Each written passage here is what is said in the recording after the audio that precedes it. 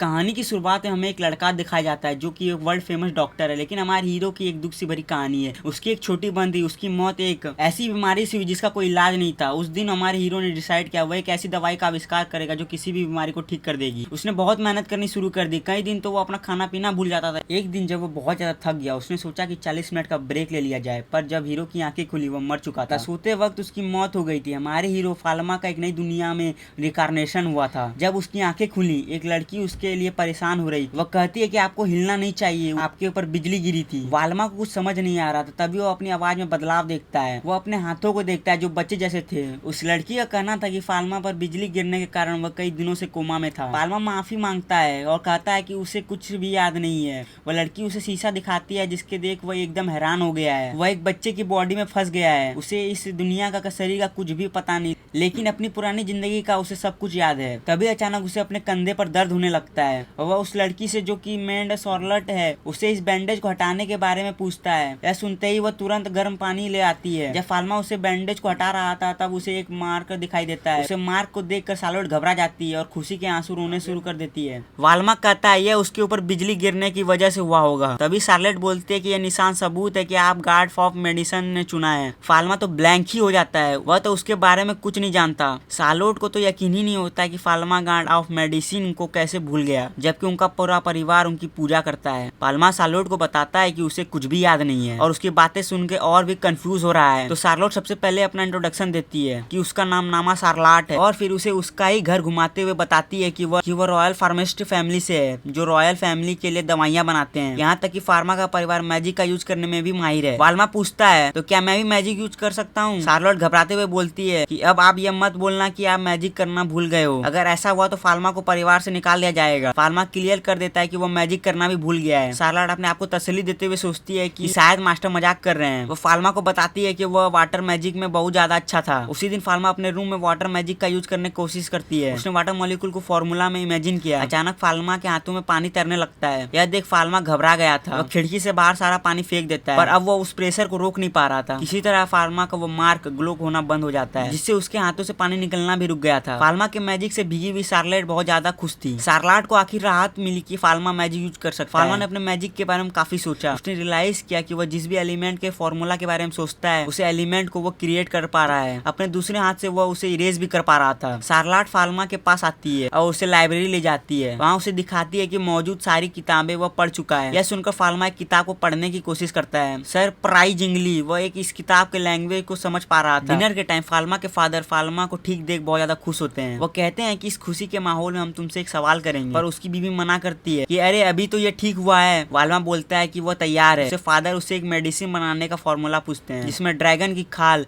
चिपकली की पूंछ और चमगादड़ के दांतों का यूज होता है। फालमा ने इसका एकदम सटीक जवाब दे दिया। उसके फादर कहते हैं अब तुम ठीक हो गए हो तो तुम्हें अपनी ट्रेनिंग वापस शुरू कर देनी चाहिए। अब फार्मा ये नहीं जानता कैसी ट्रेनिंग की बात हो रही है। उसने वहाँ हाँ तो कह दिया था, पर अब जो आगे होगा उसके लिए वो बिल्कुल भी तैयार नहीं था। अब अगले ही सीन में हमें स्वर्ग से उतरी एक अप्सरा के दर्शन करवाए जाते हैं जो कि फालमा की मैजिक टीचर है जिसका नाम एलन है। अब ट्रेनिंग के दौरान फालमा को शांत और डिसिप्लिन में देख एलन को शक होने लगता है कि कहीं यह कोई बहरूपिया तो नहीं है। फालमा बहाने बनाते हुए बोलता है कि उसके ऊपर बिजली गिरने के कारण उसे सब कुछ याद नहीं है। एलन उसकी बात को मान लेती है। अब उससे डिवाइन आर्ट के बारे में क्वेश्चन पूछने लगती है। अब फार्मा को डिवाइन आर्ट के बारे में कैसे ही पता होगा। वह तो मन में ही सोचता है कि अगर मुझे पता होता तो तुझे टीचर रखता ही क्यों। एलन उसे डिवाइन आर्ट के बारे में बताते हुए एक नदी किनारे ले जाती है। फार्मा को उसकी जादुई छड़ी निकालने को कहती है। फार्मा तो जादुई छड़ी लाया ही नहीं। यह सुनकर एलन उसे अपनी दे देती है जादुई छड़ी। एलन फार्मा को एक मैजिक स्पेल करके दिखाती है और उसके बाद फार्मा भी उसे मैजिक को ट्राई करता है। सरप्राइजिंग फार्मा का क्या मैजिक स्पेल बहुत ही ज्यादा पावरफुल होता है। इतना पावरफुल था कि एलन हैरान हो जाती है। वह फार्मा की बॉडी का माना चेक करने लगती है। उसने फार्मा को एक टूल पकड़ा दिया जो माना मेजर करता है। जैसे ही फार्मा अपने माना रिलीज करता है वह टूल डिस्ट्रॉय हो जाता है। यह देख एलन की फटके चार हो जाती है। इतना पावरफुल मैजिक या तो गॉड या तो डीमन लॉर्ड के पास ही हो सकता है। वह एलन के कंधे पर वही चमकता निशान दिखाई देता है। उसने पहचान लिया था कि यह गॉड ऑफ मेडिसिन का निशान है। एलन बहुत ही ज्यादा घबराने लगती है। उसका चश्मा टूट गया था। वह एलन को बोलती है कि वो कभी भी किसी के सामने माना मेजर टूल को ना पकड़े, यहाँ तक कि उसके खुद के फादर के सामने भी नहीं। सीन शिफ्ट होता है और एलन और फाल्मा एक बेंच में बैठे हुए थे। एलन अभी भी डरी हुई थी। यह देख फाल्मा कुछ फनी करने की कोशिश करता है और ये वामन लड़की उसे चक्कर में फंस भी जाती है। अब जब फाल्मा अपने हाथों से स्कोप बना के एलन को हंसाने की कोशिश कर रहा था तभी उसे एक नई स्किल के बारे में पता चलता है। यह डिवाइन आइज थी। इसकी मदद से फाल्मा किसी भी बॉडी के अंदर की इंजरी सर्जरी को देख सकता है। इन डिवाइन आंखों से वह एलन को बताता है कि उसकी आंखों में और उसकी उंगलियों में चोट है। एलन सरप्राइज हो जाती है कि उसे ये कैसे पता। वह उसे बताता है कि जब वो उसकी बॉडी को स्कैन करा तब उसकी फिंगर ग्लो कर रही थी। एलन और भी ज्यादा पैनिक करने लगती है। उसे तो शक होने लगता है कि एलन इंसान ही नहीं है।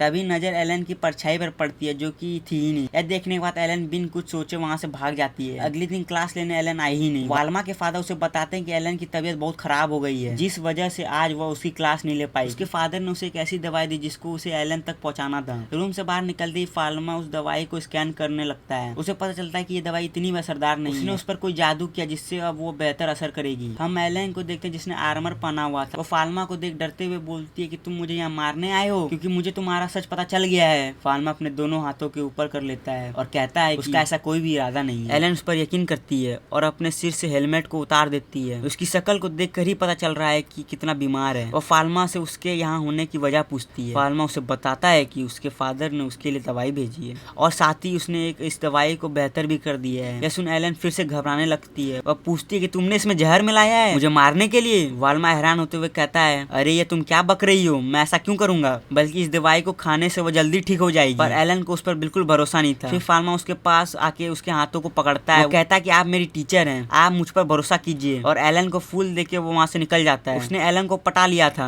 वह थोड़ा शर्माने लगी थी। अगले दिन एलन फार्मा को ट्रेन करने आई थी, लेकिन यह क्या, आज भी उसने आर्मर पहना हुआ था। उसका कहना था कि उसे अपने स्टूडेंट पे तो भरोसा है पर उसके मैजिक पर नहीं, वो बहुत ज्यादा पावरफुल है, इसलिए उसने एक आर्मर अपनी सुरक्षा के लिए पहना है। वो फार्मा को थैंक यू भी कहती है। कल जो उसने मेडिसिन दी थी उससे वो जल्दी ठीक हो गई। अब ट्रेनिंग शुरू करने के बाद एलन एक बार फार्मा का मैजिक देखकर हैरान हो गई थी। सीन चेंज होता है और हम फार्मा को सभी को ताड़ते हुए देखते हैं। उसने अपनी डिवाइन आई की मदद से सबकी अंदरूनी चोट को देखना शुरू कर दिया था। वह उन्हें नोट कर लेता है और तय करता है कि वो सभी के लिए दवाई बनाएगा। वामा अपनी लैब पे अपनी मैजिक से दवाइयाँ बना शुरू कर देती है। दवाई के बनने के बाद वो सीधा सारोट के पास जाती है। उसने वह दवाई सारोट को दे दी। देखते हैं कि सारोट इतनी खुश हुई थी कि वह लगभग वहाँ रोने ही लगी थी। वो फार्मा को ये सब करने के लिए थैंक्स करती है। इसके बाद यह लोग सभी उस दवाई को बांट देते हैं। फार्मा से मिली दवाइयाँ देख यह लोग भी बहुत खुश हुए थे। एक रॉयल फैमिली फार्मिस्ट के द्वारा मेडिसिन ट्रीटमेंट ये कोई आम बात नहीं है। असल में ये लोग बहुत ही ज्यादा किस्मत वाले हैं। यहाँ पर शार्लट इस बात से भी जिक्र करती है कि कैसे दुनिया में लाखों लोग सही इलाज ना मिलने के कारण मारे जाते हैं। यह बात फाल्मा के दिल पर आके लगी थी। अगले दिन डिनर के टाइम अब फाल्मा अपने माता पिता को देख रहा था। तभी वो नोटिस करता है कि यहाँ उसकी बहन नहीं थी। उसे पता चलता है कि उसकी बहन को चिकन पॉक्स हो गया है और वह इस बीमारी से मरीज से दूसरों में फैलती है, इसलिए उसे अपने रूम में क्वारंटाइन करके रखा गया है। अब यहाँ फार्मा सोचता है कि यह बीमारी उसकी दुनिया में भी थी, लेकिन यहाँ बहुत खतरनाक बीमारी है।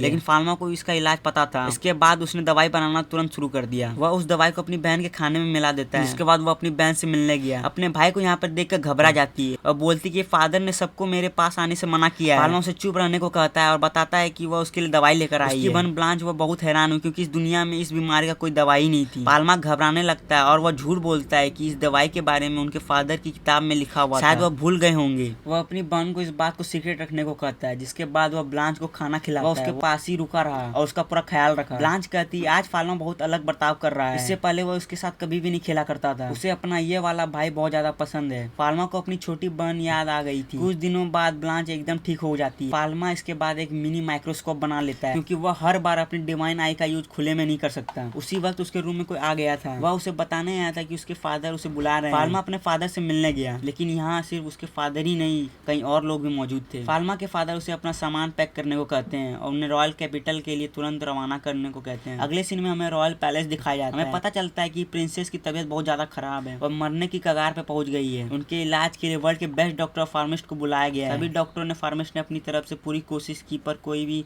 बीमारी को पकड़ नहीं पाया। वह सभी ने हार मान ली थी। यहाँ तक कि फार्मा के फादर ने तक यह कह दिया था कि इनका इलाज नहीं हो पाएगा। वहाँ खड़ा फार्मा सोचता है ऐसी कौन सी बीमारी है जिसका कोई इलाज नहीं है। फार्मा अपनी डिवाइन आई का यूज करता है तो उसे पता चलता है कि क्वीन को ट्यूबरकुलोसिस हो गया है। इस बीमारी में कोई दवा भी काम नहीं करती, सिर्फ पेशेंट को वैक्सीन देकर ही बचा जा सकता है। पर यहाँ की टेक्नोलॉजी इतनी भी एडवांस नहीं हुई है। यहाँ वाकई क्वीन को बचाना बहुत ही मुश्किल हो गया है। तो वही क्वीन के छोटे बच्चे उसके पास आकर रोने लगते हैं। वह नहीं चाहती कि उनके माँ उनसे दूर चली जाए। अब बच्चों को यूं रोता हुआ देखता क्वीन के पास जाता है। क्वीन से रिक्वेस्ट करता है कि वह उसके इलाज करने का मौका दे। उसने वहाँ साफ साफ कह दिया कि वह उस बीमारी का इलाज जानता है। सभी डॉक्टर वहाँ हैरान हो गए थे। कुछ लोग वहाँ बोलते हैं कि ये बच्चे क्वीन को परेशान मत करो। उसके फादर भी फार्मा से कहते हैं फार्मा ऐसा कुछ मत करो जिससे क्वीन को परेशानी हो। लेकिन तभी क्वीन कहती है कि ठीक है मैं तुम्हें अपना इलाज करने की इजाजत देती नहीं हूँ, अब सिर्फ तुम ही हो जो मेरी आखिरी उम्मीद हो। अब फार्मा वापस अपने घर आकर अपनी लैब के दरवाजे बर्फ से जमा देता है ताकि कोई भी उसे कमरे में ना घुस सके। यहाँ की दुनिया अभी तक बैक्टीरिया वायरस से अनजान है। वह एक ऐसी दवाई बना रहा था जो वायरस को रोक सके।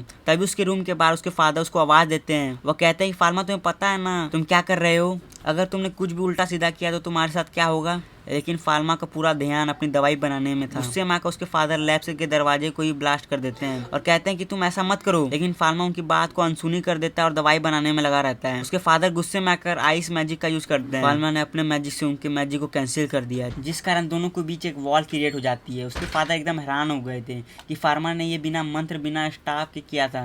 अब उनके लिए सवाल बदल गया था। वह फार्मा से पूछते हैं कि वो कौन है। फार्मा कुछ बोल नहीं पाता है। तभी उसके फादर की नजर फार्मा के नोट्स पर पड़ जाती है, जिसमें फार्मा ने कई सारी दवाइयों का फॉर्मूला लिखा हुआ था जिस दुनिया में एग्जिस्ट ही नहीं करते। फार्मा अपने फादर से बोलता है कि उसने ये सब अपने सपने में देखा था जब उसके ऊपर ही बिजली गिरी थी। अब फार्मा के फादर को अब सब समझ आ रहा था। उन्होंने फार्मा को वो चमकता निशान भी देख लिया था। उन्हें यकीन नहीं होता कि गॉड ऑफ मेडिसिन ने उनके बेटे को चुना है। फार्मा अपने फादर से दवाई बनाने की परमिशन मांगता है। अब वो यह भी कहता है कि अगर वो दवाई बनाने में कामयाब हो गया तो उसके फादर को रॉयल कैपिटल में और भी महत्व दिया जाएगा। फार्मा के फादर ने साफ इनकार कर दिया। वो कहते हैं कि दवाई अगर वो बना रहा है तो क्रेडिट भी उसे ही मिलना चाहिए। वो कहते हैं कि क्वीन ने अपनी जान तुम्हारी काबिलियत पर टिकाई हुई है, तुम्हें भी अपना सब कुछ अपनी दवाई पर टिका देना चाहिए। आखिर एक सच्चे फार्मासिस्ट का काम यही तो होता है। फार्मा उस दीवार को पिघला देता है। उसके फादर एकदम हैरान हो गए थे। फार्मा पानी से बर्फ तो बना सकता है लेकिन उसे पिघला नहीं सकता। वह एक बार फिर पूछते हैं कि क्या सच में ही वो फार्मा है। फार्मा कहता है कि वो अपने आप को फार्मा ही मानता है। अगले दिन फार्मा दवाई लेकर रॉयल पैलेस जाता है। उसने अपना मुंह ढक लिया था। यह बात वहाँ मौजूद डॉक्टर और फार्मासिस्ट को अच्छी नहीं लगती। यह फार्मा के फादर को ना पाकर कोर्ट फार्मासिस्ट फार्मा से पूछते हैं कि तुम्हारा फादर कहाँ भाग गया। फार्मा हंसकर जवाब देता है कि ऐसा कुछ भी नहीं है। तभी क्वीन फार्मा को अपने पास बुलाती है। तब तक वहाँ फार्मा के फादर भी आ चुके थे। कोर्ट फार्मासिस्ट फार्मा के फादर से पूछते हैं कि तुम अपने बेटे को रोकोगे नहीं। और जवाब देते हैं कि फार्मा ने हम दोनों को स्किल को सरपास कर दिया है। क्वीन को दवाई देने से पहले फार्मा उन्हें कुछ दिखाता है। उसने एक डिवाइस बनाया जिससे बैक्टीरिया को देखा जा सकता है। क्वीन ये देख हैरान हो गई थी और पूछती ये क्या चीज है। वहाँ मौजूद सभी डॉक्टर फार्मासिस्ट को भी दिखाया जाता है। वह पूछते हैं कि क्या ये कोई कीड़े हैं। फार्मा उन्हें इन्फेक्शन और बैक्टीरिया के बारे में बताता है और इसको खत्म करने के लिए क्वीन को यह दवाई 1 साल तक भी लेनी पड़ सकती है। फार्मा एक गिलास में क्वीन को वह दवाई देता है जिसको वो खुशी खुशी एक्सेप्ट करती है। फार्मा भी वह दवाई ले रहा था और वह कहता है कि उसने भी अपनी जिंदगी इस दवाई पर टिकाई हुई है। खैर अब इस दवाई के बन जाने के बाद इस दुनिया में मेडिकल साइंस का एक नया रिवोल्यूशन आया है। अब ये बीमारी वो नहीं रही जिसका कोई इलाज नहीं है। खैर वहाँ मौजूद डॉक्टर फार्मा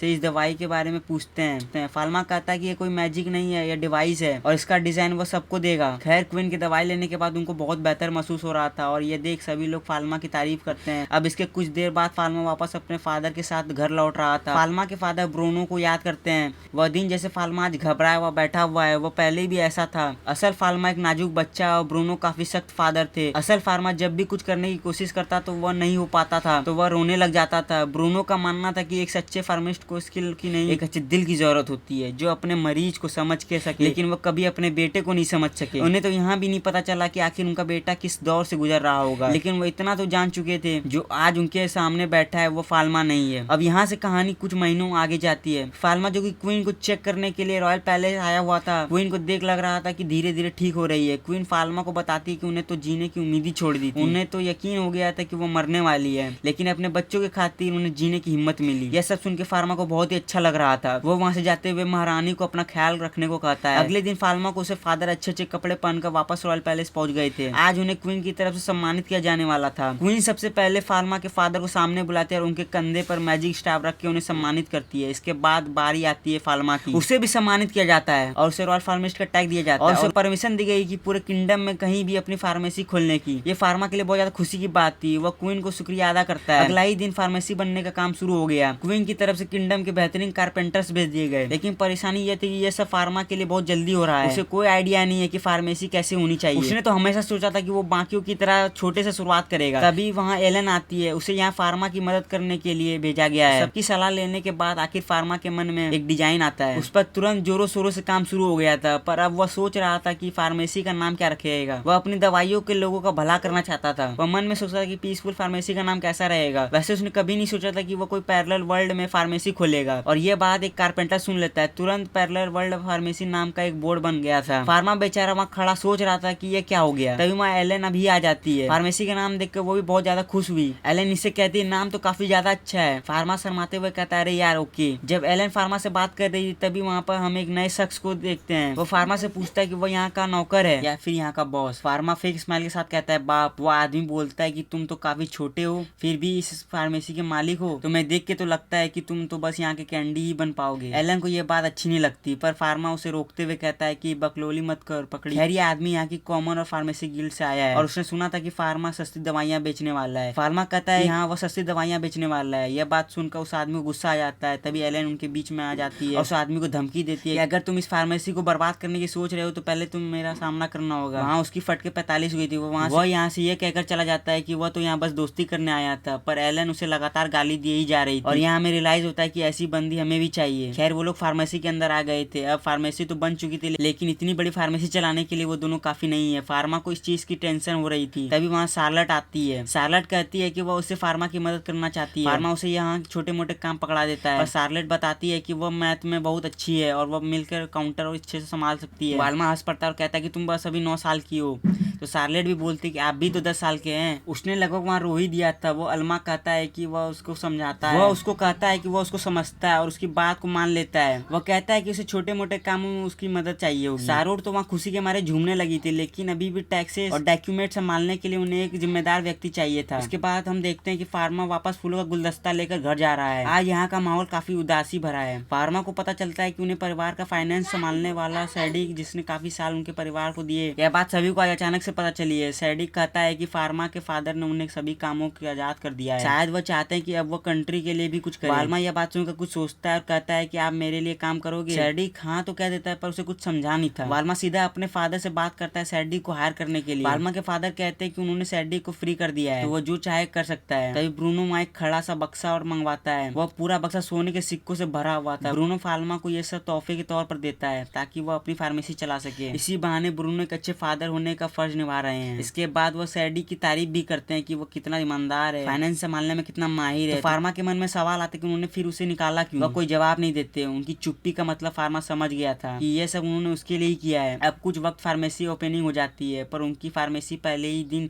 कोई कस्टमर नहीं आया। वह लोग इसको लेके बहुत ज्यादा उदास थे। फार्मेसी को खुले हुए 1 महीना हो गया है लेकिन कोई पेशेंट नहीं आया। आखिर एक दिन उनकी फार्मेसी में एक कस्टमर आया। वो एक बूढ़े अंकल थे। वो वहाँ एक टॉफी खरीदने आए थे। वह सब इन सब चीजों से परेशान हो चुके थे। तभी वहाँ फार्मा के फादर और उसकी माँ भेष बदल कर आते हैं। इतना सिंपल उन्होंने भेष बदला था कि फार्मा उन्हें बड़े आराम से पहचान लेता है। फार्मा उन्हें अंदर लेकर जाता है और बताता है कि उसकी फार्मेसी बिल्कुल नहीं चल रही है। अपने बेटे की ये बात सुनने के बाद वो कहते हैं कि उसकी फार्मेसी देखना चाहते हैं। सबसे पहले फार्मा उन्हें दवाइयों से भरा कमरा दिखाता है। फिर वह उन्हें पेशेंट के लिए बेडरूम दिखाता है। अब ये सब दिखाने के बाद फार्मा अपने फादर से पूछता है कि कोई कमी है। ब्रूनो कहता है कि कोई कमी तो नहीं है। तभी फार्मा की माँ उसे एक एडवाइस देती है। दवाइयों के साथ वह उसे ब्यूटी प्रोडक्ट्स बनाने की भी सलाह देती है जो कि सस्ती और क्वालिटी में भी अच्छी हो और ऐसा ही हो जो हर तरह की महिला यूज कर सके। फार्मा को आइडिया में दम लगता है। अब उसके फादर कहते हैं कि अगर वो ब्यूटी प्रोडक्ट बनाएगा तो इस बात का ध्यान रखना कि केमिकल और यूज ना करें। केमिकल स्किन डिजीज का कारण बनती है। अब जब उन दोनों के बीच ये बातें हो ही रही थी और ब्रूनो अपनी बीवी की तारीफ कर रहा था तभी अचानक एक आदमी उसकी फार्मेसी में भागा चला आता है। उसे जल्द से जल्द यहाँ के एक फार्मासिस्ट को अपने साथ ले जाना था। बताता है कि एक लड़की की हालत बहुत खराब हो गई है। फार्मा तुरंत उसके साथ जाता है। वो वहाँ देखता है कि एक बग्गी के पास बहुत भीड़ इकट्ठा हो गई है। फार्मा को देख ये लोग हैरान हो जाते हैं कि ये तो बच्चा है। फार्मा को देख ये लोग हैरान हो जाते हैं कि ये तो एक बच्चा उठा लाया है। लेकिन फार्मा इन पे ध्यान ना देकर बग्गी के अंदर घुस जाता है। उस बग्गी के अंदर जो लेडी थी उसकी हालत वाकई बहुत खराब थी।